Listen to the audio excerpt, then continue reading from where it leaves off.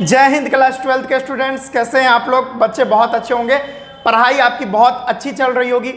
तो आज के इस वीडियो में हम लोग हेनरी लॉ पर कुछ न्यूमेरिकल्स करने वाले हैं और एप्लीकेशन भी, हेनरी लॉ का जो एप्लीकेशन होता है वो भी देखेंगे कि हेनरी लॉ जो है उसका इस्तेमाल हम लोग डेली लाइफ में कहाँ कहाँ पे करते हैं। ठीक है, अभी जो हम लोग हेनरी लॉ पर न्यूमेरिकल करेंगे उसमें से एक न्यूमेरिकल IIT 2009 एग्जाम में आ चुका है।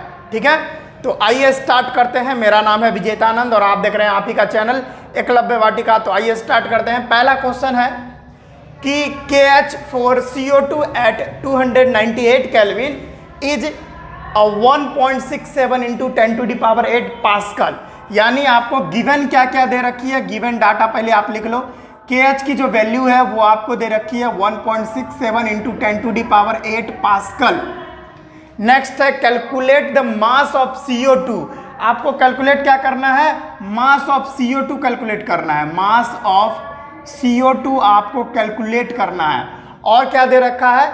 अच्छा, ये जो calculate the mass of CO2 dissolve in 500 ml soda. अगर कितना मास जो है कार्बन डाइऑक्साइड का 500 ml सोडा में मतलब डिजॉल्व होगा, यहाँ पर उसका जो प्रेशर होगा 2.5 atm प्रेशर होगा CO2 का पार्शियल प्रेशर, और टेम्परेचर वहाँ का 298 केल्विन होगा। तो यहाँ पर ये सारा वैल्यू आपको दिया गया है जिसमें आपको कार्बन डाइऑक्साइड का मास निकालना है, वजन निकालना है। तो आइए स्टार्ट करते हैं बच्चों। और जो पार्शियल प्रेशर है, पार्शियल प्रेशर भी आपको दे रखा है। पार्शियल प्रेशर ऑफ CO2 आपको दे रखा है कितना भाई? 2.5 atm। अब यहाँ पर atm में दिया है तो आप पास्कल में चेंज करना पड़ेगा आपको। एक atm बराबर यहाँ पे गिवन है 1.013 into 10 to the power 5 pascal होता है। तो क्या हो जाएगा? 2.5 atm बराबर 2.5 into 1.01 into 10 to the power 5 pascal हो जाएगा। यहाँ से कन्वर्ट कर लो, कन्वर्जन आपको आना चाहिए। ठीक है, चलिए अब क्या दे रखा है आपको यहाँ पे? हाँ, calculate the CO2 dissolve in 500 ml soda. चलिए इतना आपको गिवन है। टेम्परेचर भी आपको कांस्टेंट यहाँ पर दे रखा है 298 केल्विन। तो हम लोग क्या जानते हैं? अकॉर्डिंग टू हेनरी लॉ हम लोग जानते हैं पार्शियल प्रेशर। ठीक है, partial pressure of what ever, partial pressure of gas CO2 मान लो आप, CO2 है तो CO2 मान लो। तो पार्शियल प्रेशर इक्वल टू होता है KH into mole fraction, mole fraction of gas in liquid. हम लोग जानते हैं हेनरी लॉ से, हम लोग यही जानते हैं। अब पार्शियल प्रेशर हमको कितना दिया हुआ है? यहाँ पे पार्शियल प्रेशर है हमारे पास 2.5 into 1.01 into 10 to the power 5 pascal equal to KH की भी वैल्यू हमको गिवन है। यहाँ पे देख रहे हैं KH की वैल्यू 1.67, क्या है भाई? 1.67 into 10 to the power 8 pascal है। और इंटू में मोल फ्रैक्शन नहीं दिया है, तो मोल फ्रैक्शन X, क्या मान लो भाई? Mole fraction X of gas in liquid. ठीक है, अब ये इसको इधर ले गया हो आप, तो X mole fraction of gas in liquid. अब हम आगे X ही लिखेंगे। ठीक है, जगह भी चाहिए ना हम लोग को। तो ये हो जाएगी 2.5 into 1.01 into 10 to the power 5 by में 1.67 into 10 to the power 8 pascal. ठीक है, अब यहाँ पे मोल फ्रैक्शन ऑफ गैस आपको पता लगाना है। मोल फ्रैक्शन कैसे निकालते हैं भाई? यानी moles of CO2 by total moles ना, ऐसा ही तो हमको निकलता है ना मोल फ्रैक्शन बच्चों, बराबर। इसको आप कैलकुलेट करो भाई, हम कैलकुलेटर का इस्तेमाल करेंगे और इसको तुरंत हम सॉल्व करेंगे। क्या है भाई? क्या है? 2.5 इंटू 1.01, ये आपको आ गई 2.51। यहाँ पे मैं सॉल्व देता हूँ। 2.51 डिवाइडेड बाय 1.67 और इंटू में देखिए 10 टू दी पावर 8 है, ऊपर जाएगा तो माइनस में हो जाएगा तो 10 टू दी पावर 5 प्लस में, और ये प्लस में 8 है, ऊपर जाएगा तो माइनस में 8 हो जाएगा। अब यहाँ से हमारी वैल्यू क्या आएगी वो देखिए, 2.51 डिवाइडेड बाय 1.67। यहाँ पर हमारी वैल्यू आ गई, कट के आ जाएगी 1.50, ठीक है 1.50, और यहाँ पर हम लिख देंगे 1.50 इंटू में 10 टू दी पावर, यहाँ पर देख रहे हो आप, यहाँ पर -3 हो जाएगी, ठीक है, हमारी ये वैल्यू आ जाएगी, ठीक है। तो यहाँ पर हम लिख लेंगे 1.50 इंटू 10 टू दी पावर -3, ठीक है। तो अब हम जो है यहाँ से मोल फ्रैक्शन निकालेंगे और हमारा काम निकलेगा। NCO2 मोल्स ऑफ CO2 कैसे निकालेंगे भाई? हम मोल का फॉर्मूला क्या जानते हैं, N बराबर given mass by molar mass, ठीक है। तो गिवन मास CO2 का कितना है वही तो हमको निकालना है, जिसको हम x मान लेंगे। और मोलर मास कितना है भाई किसका, CO2 का मोलर मास 45 होता है। क्यों? CO2 देखिए, CO2 कार्बन का 12, ऑक्सीजन का 16 इंटू 2, इधर हो गया हमारा 12 प्लस 32 और ये 44, ठीक है। और यहाँ पर मोलर मास कितना होता है 44, ठीक है 44 ग्राम।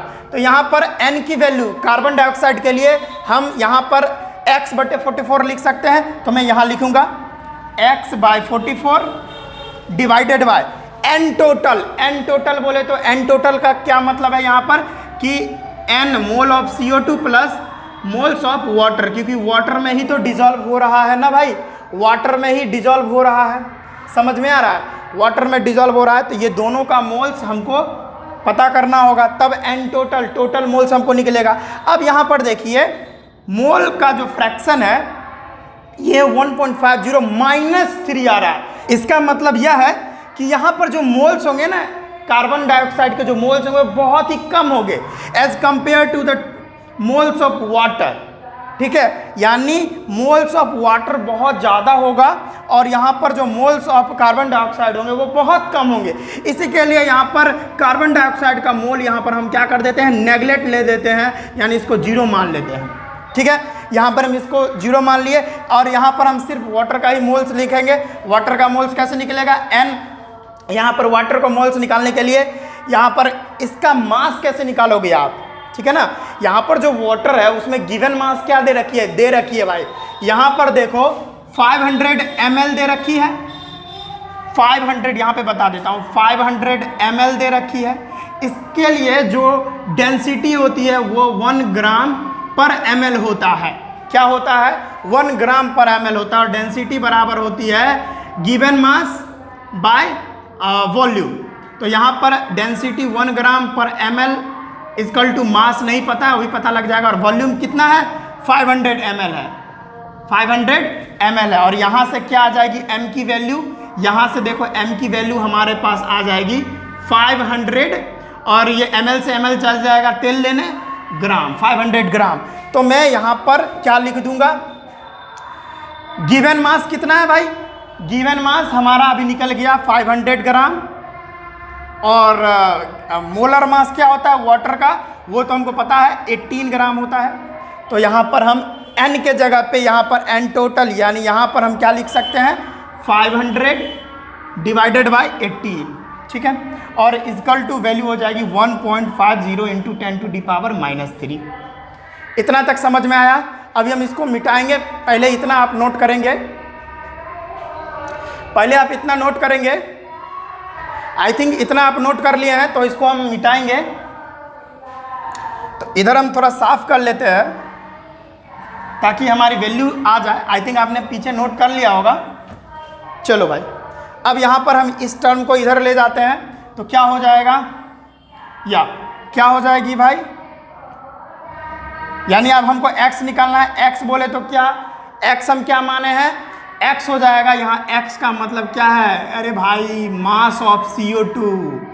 तो x अगर इधर आएगी तो x बराबर क्या हो जाएगा 1.50 इंटू में 10 टू दी पावर -3 इंटू में 500 इंटू में 44 बाय में क्या हो जाएगी यहाँ पर 18। चलो भाई, तो x की वैल्यू यहाँ से आप निकाल सकते हो। मैं फिर से पुनः कैलकुलेटर इस्तेमाल करूँगा, आप यहाँ पे कर सकते हो।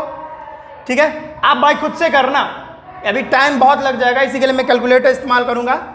यहाँ पे आप 18 से इसको काटो भाई, मैं काट लेता हूँ यहाँ पर।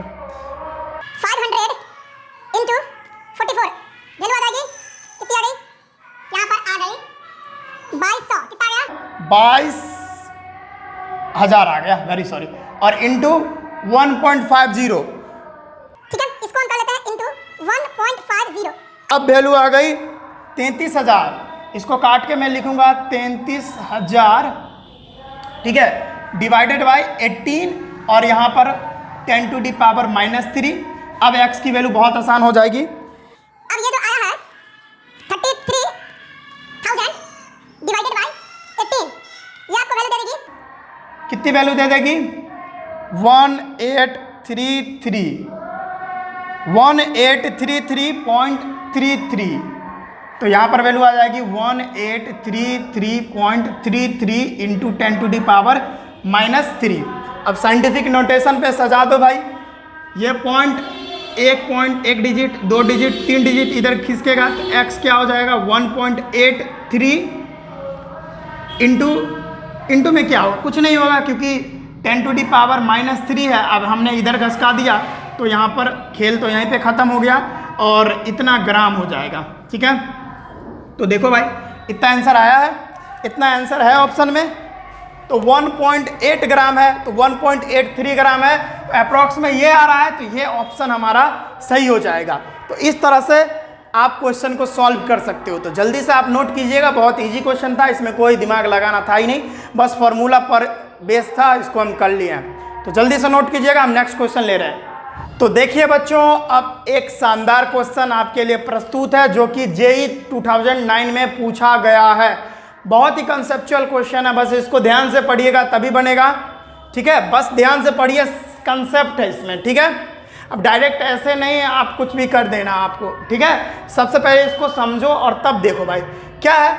KH4N2 इज 1 × 10⁻+5 ATM, यानी KH की वैल्यू आपको गिवन है, तो लिख लेता हूँ KH = डायरेक्ट 10⁵ लिख लो, और टेम्परेचर भी गिवन है, temperature 298 kelvin. The mole fraction of N2 in air, यही तो बच्चे यहीं पर गड़बड़ करते हैं, मोल फ्रैक्शन नाइट्रोजन का एयर में 0.8 दे रखा है, यानी मेरे कहने का मतलब है यहां पर ये कंटेनर है जिसमें ये वाटर है और यहां पर नाइट्रोजन है, क्या है नाइट्रोजन है। तो ऐसा तो नहीं होगा कि हमारे एटमॉस्फेयर में सिर्फ नाइट्रोजन है, नाइट्रोजन तो होगा ही यहाँ पर, इसके साथ साथ ऑक्सीजन भी होगा। तो इसका समझ लो भाई, ये एयर है ना, ये क्या है, इतना दूर एयर है, ये क्या है, ये वाटर है। तो कह रहा है यहाँ पर कि the mole fraction of nitrogen in air, air में जब नाइट्रोजन है ना, एयर में जब एयर में नाइट्रोजन है तो वहां का मोल फ्रैक्शन दे रखा है नाइट्रोजन के लिए XN2 इन एयर दे रखा है 0.8, एयर में नाइट्रोजन का मोल फ्रैक्शन दे रखा है 0.8, ठीक है, okay. The number of moles of nitrogen from air, अब इसमें से जो नाइट्रोजन होगा वह एयर से अब इस वाटर, यानी अब क्या है कि नाइट्रोजन जो एयर में होगा वह 10 मोल वाटर में 298 केल्विन और 5 ATM प्रेशर पर अगर डिजॉल्व करेगा तो नाइट्रोजन के कितने मोल्स यहाँ पर हमको मिलेंगे। तो आपको क्या करना है, द नंबर ऑफ मोल्स जो है यहाँ पर नाइट्रोजन के लिए मोल्स पता करने हैं। तो नाइट्रोजन के लिए मोल्स पता करोगे तो आप दिमाग से करना, ठीक है, ऐसे मत कर देना, ठीक है। तो आई थिंक आपको क्वेश्चन समझ में आ गया कि KH की वैल्यू नाइट्रोजन के लिए 10⁵ ATM है 298 केल्विन टेम्परेचर पे, और नाइट्रोजन का जो मोल फ्रैक्शन है एयर में, ठीक है, एयर में जो मोल फ्रैक्शन है वो 0.8 दे रखी है, और आपको बताने हैं नाइट्रोजन के मोल्स एयर में जो नाइट्रोजन होंगे वो फाइनली 10 मोल वाटर में अगर डिजॉल्व करेंगे और टेम्परेचर 298 केल्विन रहेगा, टेम्परेचर कांस्टेंट रहेगा और 5 atm प्रेशर रहेगा, तब नाइट्रोजन के कितने मोल्स वहां पर डिसॉल्व होंगे वो आपको बताने हैं। तो चलिए स्टार्ट करते हैं। तो यहां पर जो 5 atm प्रेशर देख रहे हो, यह नाइट्रोजन का प्रेशर थोड़ी है। यहां पर थोड़ी बोला है कि पार्शियल प्रेशर ऑफ नाइट्रोजन, ऐसा तो नहीं बोला है। यह प्रेशर नाइट्रोजन और ऑक्सीजन दोनों को मिलाकर 5 atm दे रखा है। मेरे कहने का मतलब नाइट्रोजन और ऑक्सीजन दोनों को मिलाकर 5 atm दे रखा है। तो यहाँ पर हमको नाइट्रोजन के लिए निकालना है पार्शियल प्रेशर। तो हेनरी का लॉ क्या कहता है भाई? हेनरी का लॉ कहता है अगर आप पार्शियल प्रेशर ऑफ नाइट्रोजन निकालना चाहते हो तो उसके लिए आपको टोटल पार्शियल प्रेशर पता होने चाहिए, जो कि नाइट्रोजन और ऑक्सीजन दोनों को मिलाकर होगा, और इनटू में आपको मोल फ्रैक्शन पता होनी चाहिए। ठीक है, पार्शियल प्रेशर ऑफ नाइट्रोजन अगर आपको निकालना है तो टोटल पार्शियल प्रेशर और मोल फ्रैक्शन ऑफ नाइट्रोजन पता होना चाहिए। क्या? मोल फ्रैक्शन ऑफ नाइट्रोजन पता होनी चाहिए, तब आप पार्शियल प्रेशर ऑफ नाइट्रोजन निकाल सकते हो, मोल फ्रैक्शन ऑफ नाइट्रोजन। ओके, तो चलिए अब सारा वैल्यू तो आपको मिल गया। अब यहाँ पर पुट कीजिए पार्शियल प्रेशर ऑफ नाइट्रोजन अगर आपको निकालना है तो टोटल पार्शियल प्रेशर कितना दे रखा है? 5 atm दे रखा है। ठीक है, जो कि नाइट्रोजन, ऑक्सीजन और सारा गैस होगा उसको मिलाकर होगा। तो टोटल पार्शियल प्रेशर 5 atm है। ठीक है, और उसके बाद इनटू में मोल फ्रैक्शन कितना दे रखा है? एयर में मोल फ्रैक्शन कितना दे रखा है? 0.8। तो वैल्यू डालो भाई 0.8। तो पार्शियल प्रेशर ऑफ नाइट्रोजन आ जाएगी आपको 4। ठीक है, 4 atm आ जाएगी। तो पार्शियल प्रेशर नाइट्रोजन के लिए तो आपको फाइंड हो गया। ठीक है, तो यहाँ पर बच्चे गलती क्या कर देते हैं कि मतलब वो पार्शियल प्रेशर जो है ना नाइट्रोजन का वो 5 मान लेते हैं। अरे भाई 5 तो दोनों मिलाकर है ना और सारे गैस है, टोटल पार्शियल प्रेशर 5 atm है। आपको पर्सनली नाइट्रोजन के लिए निकालना है तब तो आपको हेनरी का लॉ फॉलो करना पड़ेगा। Partial pressure of nitrogen equal to total partial pressure into में mole fraction of that gas जो आप निकाल रहे हो उसका पार्शियल प्रेशर। तो हम नाइट्रोजन का निकाल रहे हैं तो नाइट्रोजन का पार्शियल प्रेशर।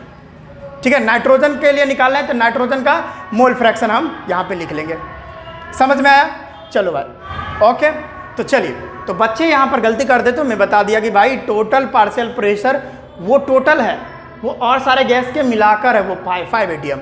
तो हमको नाइट्रोजन का निकालना था तो वो 4 atm आ गया। कैसे आया? पता चल गया कि टोटल पार्शियल प्रेशर इनटू में मोल फ्रैक्शन ऑफ नाइट्रोजन। अब यहाँ नाइट्रोजन ले रहे हैं तो नाइट्रोजन, यहाँ पर कोई और गैस होता है तो कोई और गैस का ले लेते हैं। ठीक है, तो यहाँ पर हमको पार्शियल प्रेशर आ गया।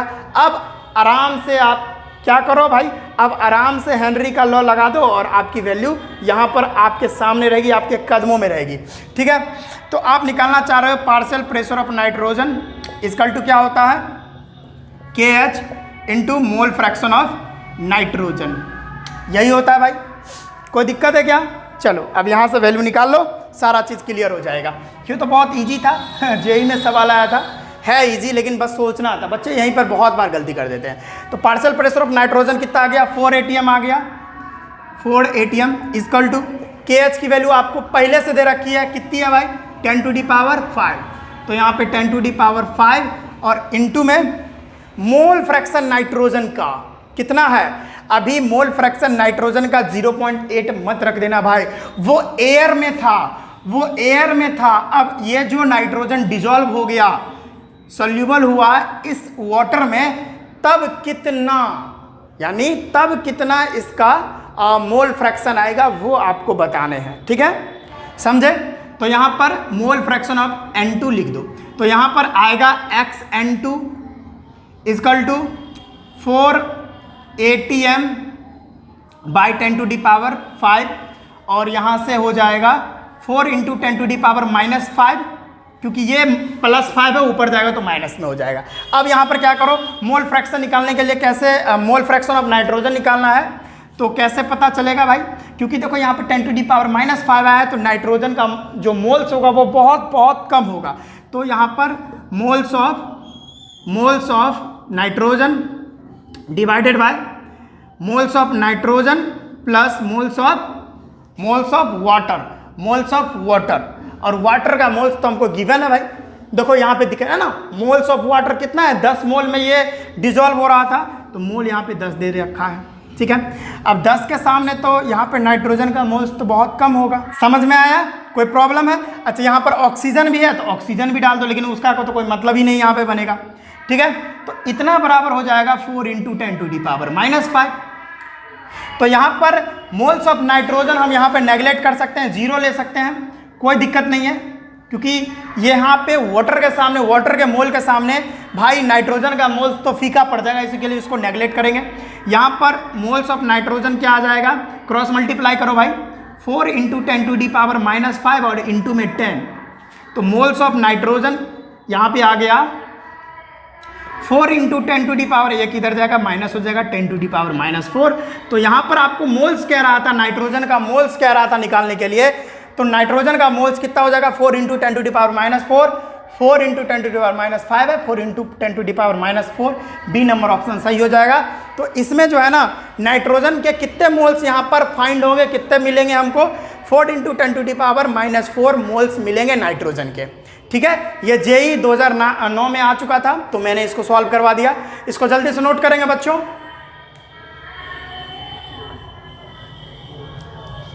तो चलिए बच्चों, अब हम लोग हेनरी लॉ के एप्लीकेशन को पढ़ते हैं, बहुत इंपॉर्टेंट टर्म है। चलिए स्टार्ट करते हैं। मज़ा आ रहा होगा आज के सेशन में, अरे भाई साहब ये मज़ा ही मज़ा है। तो स्टार्ट करते हैं। एप्लीकेशन ऑफ हेनरी लॉ बहुत बार बोर्ड एग्जाम में आया है, तो देख लेते हैं इसको। क्या है, सोडा बोतल फीजेज व्हेन ओपन। तो जैसे ही आप जैसे पेप्सी लिए हो ना, पेप्सी को ऐसे उसका बोतल का ढक्कन ऐसे खोलते हो, या ऐसे ऐसे ऐसे खोलो, तो क्या होता है कि उसमें से सोडा जो है सनसना के ऐसे निकलता है, निकलता है ना, या उसको ऐसे ऐसे हिला देता है तब तो उर्र ऐसे प्रेशर से निकलता है। तो ऐसा क्यों होता है, वो हेनरी लॉ के एप्लीकेशन पे ही बेस्ड है। क्यों? क्योंकि सोडा वाटर जो होता है बच्चों, यहाँ पे देखो, ओ भाई क्या बोतल बनाया है, वाह मज़ा ही आ गया। तो ये कुछ बोतल इस तरह से बनेगा, ये भाई बन नहीं रहा। चलिए, ये बोतल है, तो इसमें जो है ना, वी नो दैट कि जो कोको कोला वगैरह होता है उसमें जो कार्बन डाइऑक्साइड गैस भरा होता है। कौन सा गैस भरा होता है भाई उसमें? कार्बन डाइऑक्साइड गैस से पैक होता है। कार्बन डाइऑक्साइड गैस से वो बॉटल पैक्ड होता है। अब वो जो कार्बन डाइऑक्साइड है वो बहुत ही वेरी हाई प्रेशर पर पैक होता है। ठीक है, बहुत ही ज़्यादा हाई प्रेशर पर पैक होता है। तो अब अंदर में प्रेशर बहुत ज़्यादा है, ऐसे ऐसे ढक्कन खोले, और ढक्कन जैसे ही खोले तो बाहर का प्रेशर कितना है भाई? बाहर का एटमॉस्फेरिक प्रेशर 1 atm है, और बाहर का 1 atm प्रेशर है। जैसे ही खोले तो भाई तो प्रेशर अब क्या हो गया, घट गया। बाहर का प्रेशर कम है, अंदर का प्रेशर ज़्यादा। जैसे खोले तो भाई साहब ये नीचे से जो कार्बन डाइऑक्साइड था वो बाहर आने लगा। बाहर क्यों आने लगा ये बताता हूँ। क्योंकि वी नो दैट कि प्रेशर जो होता है वो डायरेक्टली प्रोपोर्शनल होता है किसके? सॉल्युबिलिटी के। ये बात तो आपने पढ़ा होगा कि जितना ज़्यादा प्रेशर उतना ज़्यादा सॉल्युबिलिटी। तो यहाँ पर कार्बन डाइऑक्साइड गैस सॉल्यूबल होता है वाटर में, यहाँ पे कोको कोला वगैरह में। तो अब प्रेशर जैसे ही अब घटा, प्रेशर जैसे ही घट गया तो सॉल्युबिलिटी भी घट गया। तो जो भी यहाँ पर कार्बन डाइऑक्साइड गैस यहाँ पर सॉल्यूबल थे वो अब इनसॉल्यूबल हो जाएंगे। अब सॉल्यूबल नहीं रहेंगे, सॉल्यूबल नहीं रहने के कारण वो जो है सनसना के ऐसे करते हुए बाहर निकल जाते हैं। तो ये एप्लीकेशन आपको समझ में आया होगा, क्योंकि यहाँ का प्रेशर जो है फिर से लो हो जाता है। प्रेशर लो हो जाने की वजह से gas, carbon dioxide gas soluble अब नहीं हो पाते हैं, और सॉल्यूबल नहीं होने के कारण सु करके यहाँ पे चले जाते हैं बाहर। ठीक है, आया आप समझ में? क्योंकि प्रेशर घटा तो सॉल्युबिलिटी भी घट गया, तो अब तो इसमें ज़्यादा सॉल्यूबल नहीं हो पाएंगे कार्बन डाइऑक्साइड, इसी के लिए वो बाहर निकल जाते हैं। समझ में आया?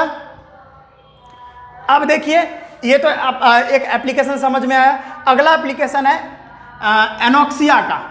एनोक्सिया बोले तो मेंटल कंफ्यूजन होता है, और टायर्डनेस भी आती है। क्या भाई? टायर्डनेस भी यहाँ पर देखने को मिलता है। कब भाई? तो जब हम बड़े बड़े पहाड़ पे चले जाते हैं ना। पहाड़ पे जब चले जाते हैं तो जानते हैं कि हम जैसे जैसे ऊपर जाएंगे तो प्रेशर क्या होगा, प्रेशर डिक्रीज होगा। ऊपर हम जाते हैं तो प्रेशर डिक्रीज होता है। अब अगर हम ऊपर में यहाँ पे जाएंगे तो प्रेशर यहाँ का बहुत ज़्यादा कम रहेगा, और अगर प्रेशर कम रहेगा, क्योंकि प्रेशर डायरेक्टली प्रोपोर्शनल होता है सॉल्युबिलिटी के, तो प्रेशर अगर कम होगा तो सॉल्युबिलिटी भी कम होगी।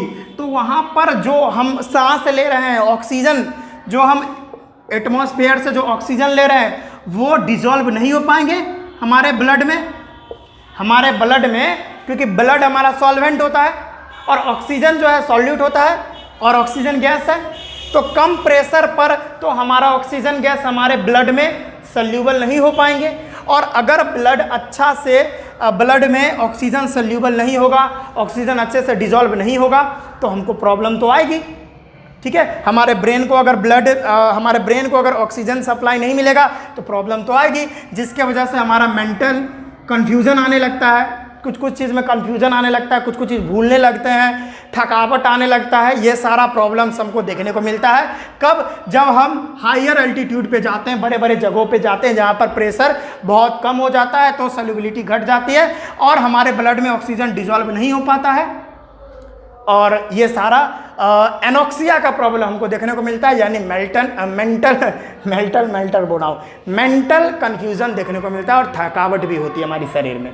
ठीक है, ये समझ में आया। अगला बात करते हैं डीप सी डाइवर्स। जैसे एक बात बताऊं, जैसे गोताखोर जो होते हैं वो समुद्र के बहुत नीचे तक जाते हैं, तो हम लोग जानते हैं कि अगर ये समुद्र है, क्या है, मान लेते हैं भाई समुद्र तो है नहीं, ये समुद्र है, तो जितना अंदर आप जाओगे समुद्र में प्रेशर क्या होगा, उतना ज़्यादा हाई होगा। जितना ऊपर जाओगे प्रेशर उतना कम होगा, जितना नीचे आओगे प्रेशर उतना ज़्यादा होगा। तो भाई अगर कोई गोताखोर नीचे है, देखो मस्ती कर रहा है भाई, है गोताखोर एकदम देखिए नीचे में मस्ती कर रहा है। तो ये जो गोताखोर है जितना नीचे आएगा वो उतना ज़्यादा इसको प्रेशर फील होगा कि नहीं। तो जितना नीचे रहेगा तो प्रेशर फील होगा, क्योंकि भाई अब क्या होगा, प्रेशर अगर इंक्रीज होगा तो सॉल्युबिलिटी भी क्या होगी, इंक्रीज होगी। तो ऑक्सीजन क्या होगा, ब्लड में ज़्यादा डिजॉल्व होने लगेगा, बहुत ज़्यादा अमाउंट में क्या होगा, डिजॉल्व होने लगेगा। तो भाई एक बात जानो, अगर ज़्यादा अमाउंट में भी कोई चीज़ डिजॉल्व होगा तो वो भी प्रॉब्लम क्रिएट करेगा। समझ में आ गया। तो अब क्या है कि अब ये तो बहुत नीचे है, ब्लड ऑक्सीजन मिल रहा है, सप्लाई इसको बेहतरीन मिल रहा है, ब्लड जो है बहुत अच्छे से ऑक्सीजन को डिसॉल्व कर रहा है, क्योंकि ब्लड सॉल्वेंट होता है, बहुत अच्छे से डिसॉल्व कर रहा है। लेकिन बहुत ज़्यादा अमाउंट में भी यहाँ पर तकलीफ होती है, चलो वो तो हम मैनेज कर लिए, वो मैनेज कर लेगा।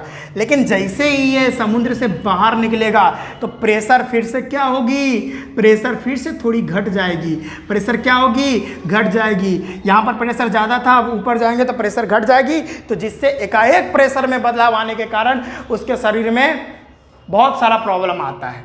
समझ में आया, जिससे बहुत दिक्कतें होती है। तो ये सारा एप्लीकेशन हमारे हेनरी लॉ पर बेस्ड था। अगर आप इसको देखना चाहो तो देख सकते हो, नोट करना चाहो तो नोट कर सकते हो। ठीक है,